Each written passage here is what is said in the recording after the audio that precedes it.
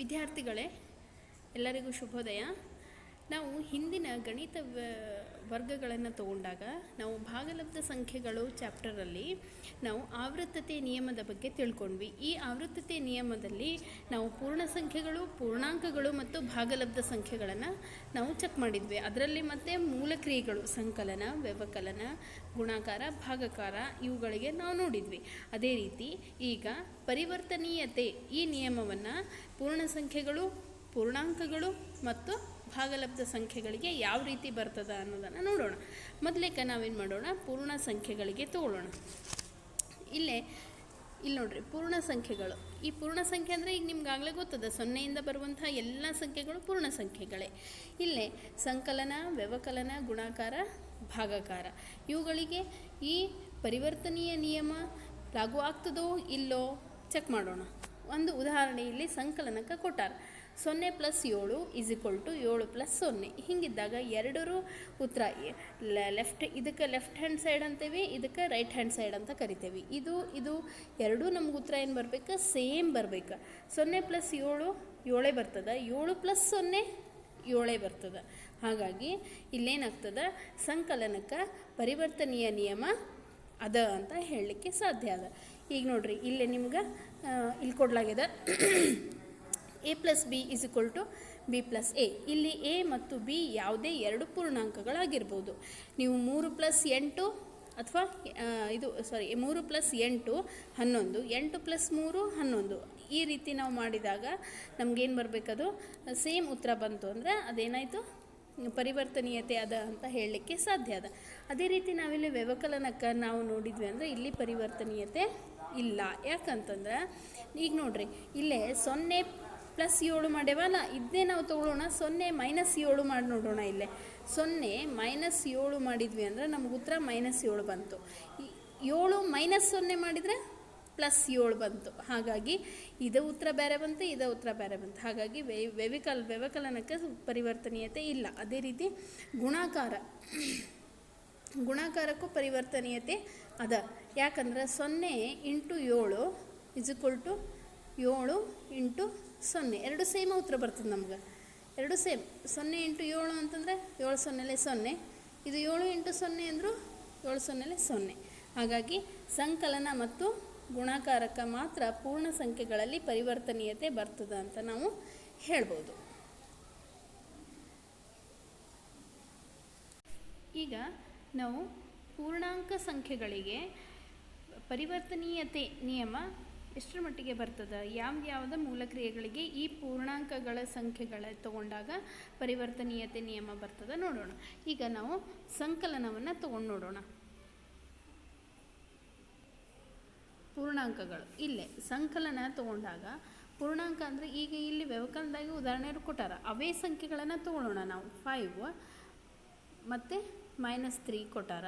ಇವನ್ನ ಕೂಡಿಸ್ಕೊಂಡ್ವಿ ಅಂತಂದ್ರೆ ನಮಗೇನು ಬರ್ತದೆ, 5 + × -, 5 - 3 = 2 ಬಂತು. ಹೌದಾ? ಅದೇ ರೀತಿ ಇನ್ನು ಈ ಕಡೆ ಮಾಡಿ ನೋಡೋಣ. ಅಂದರೆ -3 + 5 ನಮಗೇನು ಬಂತಿದ್ದು ಉತ್ತರ 2 ಬಂತು.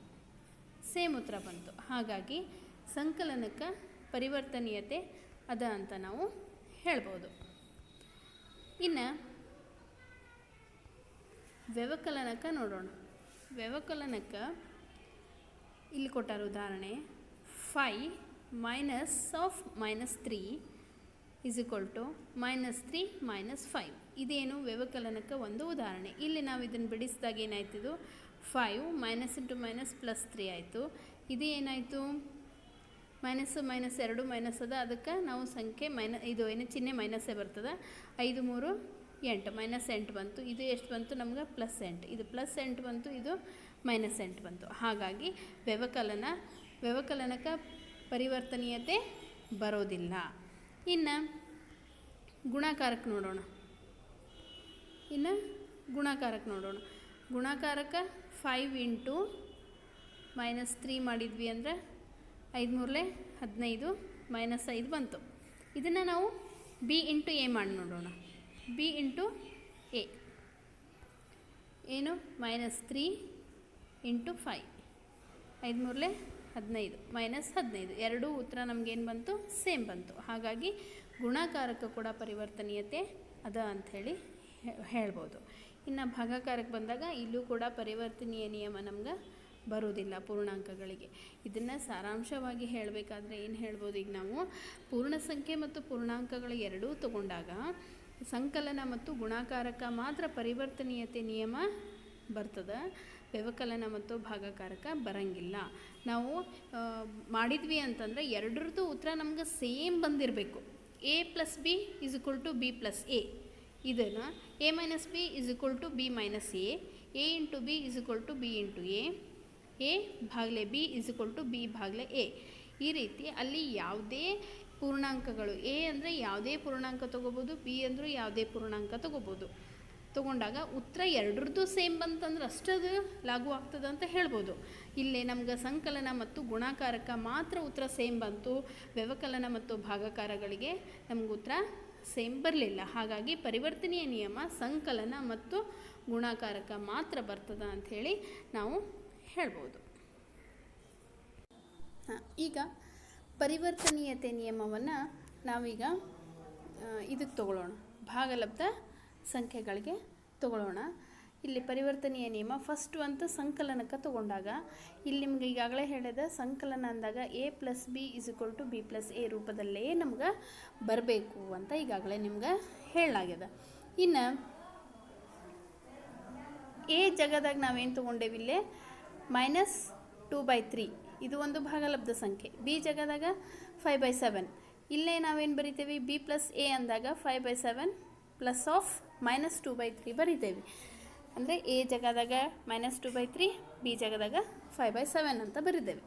ಈಗ ಇವೆರಡೂ ಸಂಕಲನ ಮಾಡಿದಾಗ, ಸಂಕಲನ ಈಗಾಗಲೇ ನಿಮ್ಗೆ ಗೊತ್ತದೆ ಯಾವ ರೀತಿ ಮಾಡಬೇಕು ಅಂಥೇಳಿ. ಸಂಕಲನವನ್ನು ಮಾಡಿದಾಗ ನಮ್ಗೇನು ಉತ್ತರ ಬರ್ತದಪ್ಪ ನೋಡಿರಿ. ಈಗ 3, 7 ಇವು 3, 7ರ ಲಸ ತೆಗೆದ್ವಿ ಅಂದರೆ ನಮ್ಗೆ 21 ಬಂತು. 21 ಬರಬೇಕಂದ್ರೆ ಇಲ್ಲೇ 3 ಅದ, ಈ 3 ಇರೋದ್ರಿಂದ 7ರಿಂದ ಗುಣಾಕಾರ ಮಾಡಿದ್ವಿ, ಇಲ್ಲಿ 7 ಇರೋದ್ರಿಂದ 3ರಿಂದ ನಾವು ಗುಣಾಕಾರ ಮಾಡಿದ್ವಿ. ಮಾಡಿಂದ ಇದು -14/21 ಬಂತು, ಇದು +15/21 ಬಂತು. ಇಲ್ಲೇ 21 ಛೇದದಲ್ಲಿ ಬರ್ಕೊಂಡ್ವಿ, ಇನ್ನು ಅಂಶದಲ್ಲಿ -14 + 15 ಮಾಡಿದ್ರೆ ನಮ್ಗೆ 21ನೇ 1 ಬಂತು, 1/21 ಬಂತು ಉತ್ತರ. ಅದೇ ರೀತಿ ಇಲ್ಲಿ b + a ಒಳಗೆ ಮಾಡಿ ನೋಡೋಣ. ಇಲ್ಲೇ 5/7 - 2/3 ಮಾಡಿದ್ವಿ. ಸೇಮ್ ಅದೇ ರೀತಿ ಇಲ್ಲೂ ಕೂಡ ಲಸ 21 ಬಂತು. ಇಲ್ಲಿ 7 ಇರೋದ್ರಿಂದ 3ರಿಂದ ಗುಣಾಕಾರ, ಇಲ್ಲಿ 7 ಇರೋದ್ರಿಂದ 3ರಿಂದ ಗುಣಾಕಾರ ಮಾಡಿದ್ವಿ, ಇಲ್ಲೇ 3 ಇರೋದ್ರಿಂದ ನಾವು 7ರಿಂದ ಗುಣಾಕಾರ ಮಾಡಿ ಅದು ಛೇದದಲ್ಲಿ 21 ತೊಗೊಂಡ್ವಿ. 5 ಮೂರಲೆ 15 ಬಂತು, ಇದು 14 ಬಂತು, ಇದು 21 ಛೇದದಲ್ಲಿ ಇಟ್ಕೊಂಡ್ವಿ, 15 -14 ಮಾಡಿದ್ವಿ, ಇದು ಕೂಡ ನಮ್ಗೆ 21ನೇ 1 ಬಂತು. ಅಂದರೆ LHS = RHS ಅಂತ ನಾವು ಹೇಳ್ಬೋದು. ಇದರಿಂದ ನಮಗೇನು ಹೇಳಲಿಕ್ಕೆ ಸಾಧ್ಯ ಅದ ಹೇಳ್ರಿ ನೋಡೋಣ. ಸರಿ, ನೀವು ಅಂದ್ಕೊಂಡಿದ್ದು ಸರಿ. ಪರಿವರ್ತನೀಯ ನಿಯಮ ಭಾಗಲಬ್ಧ ಸಂಖ್ಯೆಗಳಿಗೆ ನೋಡಿದಾಗ ಸಂಕಲನ ಪರಿವರ್ತನೀಯತೆ ಅದ ಅಂತ ನಾವು ಹೇಳ್ಬೋದು.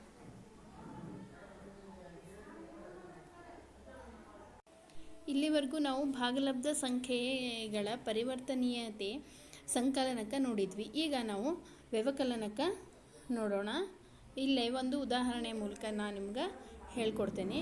ಇಲ್ಲಿ ನೋಡ್ರಿ, a + b = b + a ಸಂಕಲನಕ್ಕೆ ನೋಡಿದ್ವಿ. ಇನ್ನು ನಾವು ವ್ಯವಕಲನಕ್ಕೆ ನೋಡಬೇಕಾದ್ರೆ a - b = b - a ಬರ್ತದೇನು ಚೆಕ್ ಮಾಡೋಣ. ಇಲ್ಲಿ 2 ಭಾಗಲಬ್ಧ ಸಂಖ್ಯೆಗಳನ್ನು ತಗೊಳ್ಳಲಾಗಿದೆ.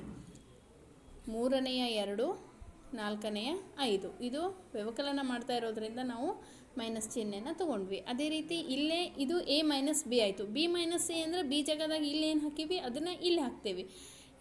4ನೇಯ 5, 3ನೇಯ 2 ಈ ರೀತಿ ನಾವು ಲೆಕ್ಕವನ್ನು ಬರ್ಕೊಂಡು ಇದನ್ನು ಬಿಡಿಸಿ ನೋಡಿದಾಗ ಸಮ ನಮಗೆ ಬರ್ತದೇನೋ ಚೆಕ್ ಮಾಡೋಣ. ಇಲ್ಲಿ ನೋಡ್ರಿ, 3 ಛೇದದಲ್ಲಿ 3 ಮತ್ತು 4 ಅದ. 3, 4 ಅದ ಅಂತಂದಮೇಲೆ ಲಸ ನಮ್ಗೆ ಎಷ್ಟು ಬಂತು? 12 ಬಂತು. ಛೇದದಲ್ಲಿ 12 ಬಂತು. ಇದು 3 ಇರೋದ್ರಿಂದ 4ರಿಂದ ಗುಣಿಸಿದ್ವಿ, ಇದು 4 ಇರೋದ್ರಿಂದ 3ರಿಂದ ಗುಣಿಸಿವಿ. 3 ಇಂಟು 4 12 ಬಂತು, 2 4 8 ಬಂತು, ಇಲ್ಲಿ 4 3 12 ಬಂತು, 5 3 15 ಬಂತು. ಈಗ ಏನಾಯ್ತಿದು 12ನೇಯ 8 12ನೇಯ 15 ಆಯಿತು. ಈಗ ಇದನ್ನು ನಾವು ಛೇದ 1 ಬರ್ಕೊಂಡು 8 ಮೈನಸ್ 15 ಮಾಡಿದ್ವಿ. ಈಗ ದೊಡ್ಡ ಸಂಖ್ಯೆಯಲ್ಲಿ ಸಣ್ಣ ಸಂಖ್ಯೆಯನ್ನು ಕಳಿಬೇಕು.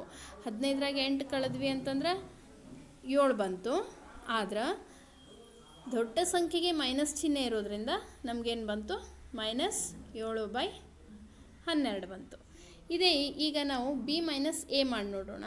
ಇದು 4ನೇಯ 5 3ನೇಯ 2 ನಡುವೆ ಮೈನಸ್ ಹಾಕ್ತೀವಿ, ಯಾಕಂದರೆ ವ್ಯವಕಲನ ಮಾಡ್ಲಿಕ್ಕತ್ತೀವಿ. ಇಲ್ಲೇ 4 ಇಂಟು 3 5 ಇಂಟು 3 ಯಾಕಂತಂದ್ರೆ ನಮ್ಗೆ ಇದು ಲಸ 12 ಬಂದದ. ಈಗಾಗಲೇ ಇಲ್ಲಿ ಹೇಳೇನೆ, ಸೇಮ್ ಇಲ್ಲೇ ಲಸ 12 ಬಂದದ. 4 ಇರೋದ್ರಿಂದ 3ರಿಂದ ಗುಣಿಸಿದ್ವಿ, ಇಲ್ಲೇ 3 ಇರೋದ್ರಿಂದ ನಾವು ಇದನ್ನು 4ರಿಂದ ಗುಣಾಕಾರ ಮಾಡಿದ್ವಿ. 5 3 15 ಬಂತು, 4 3 12 ಬಂತು, 2 4 8 3 4 12 ಬಂತು. ಈಗ ಇದನ್ನು ಛೇದದಲ್ಲಿ 12ನ್ನು ಇಟ್ಕೊಂಡು ಮೇಲೇನು 15 ಮೈನಸ್ 8 ಮಾಡ್ತೀವಿ. ನಾವು 15 ಮೈನಸ್ 8 ಮಾಡಿದರೆ ನಮಗಿಲ್ಲೇ 7 ಬಂತು. ಈ 7/12 ಬಂತು. ಆದರೆ ಇಲ್ಲಿ ದೊಡ್ಡ ಸಂಖ್ಯೆಗೆ ಪ್ಲಸ್ ಚಿಹ್ನೆ ಇರೋದ್ರಿಂದ ಇದು ಪ್ಲಸ್ 7/12, ಇದು ಮೈನಸ್ 7/12 ಬಂತು. ಹಾಗಾಗಿ ಎ ಮೈನಸ್ ಬಿ ಸಮನಾಗಿಲ್ಲ ಬಿ ಮೈನಸ್ ಎ. ಹಾಗಾದರೆ ವ್ಯವಕಲನಕ್ಕೆ, ಭಾಗಲಬ್ಧ ಸಂಖ್ಯೆಗಳಿಗೆ ವ್ಯವಕಲನಕ್ಕೆ ಪರಿವರ್ತನೀಯತೆ ಇಲ್ಲ ಅಂತ ನಾವು ಹೇಳಬಹುದು.